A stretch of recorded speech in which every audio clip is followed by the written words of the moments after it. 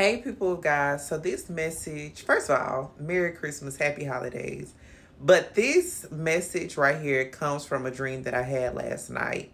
I was in a Uber, and the driver was driving me, another woman, which was my cousin, and two men. And my cousin was in the car and she wanted to smoke. And there was a girl that was passing us, and she was like, rolling up the weed. And I saw her, and then I started rolling up the trees for my cousin that was in the car with me.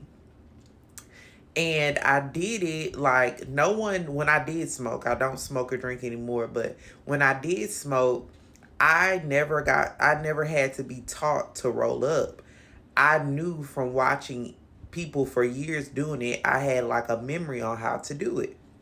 And so she got out of the car, and I was fussing about it. I was like, I don't smoke or drink, but she could have at least asked me if I want to hit it. I would have said no, but she could have at least asked me. I wanted to be included. And so then the two men got out of the car.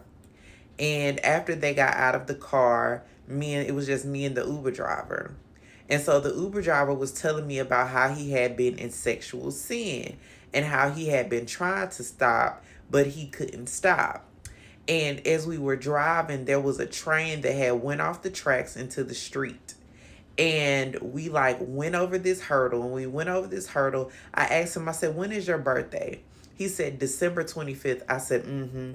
Because we know that like certain seasons, I don't believe in zodiac signs. We know that's not biblical. However, I do know that when people say, oh, I'm a Sag, I'm an Aries, I'm a Virgo, whatever, a lot of times they're coming into agreement with spirits.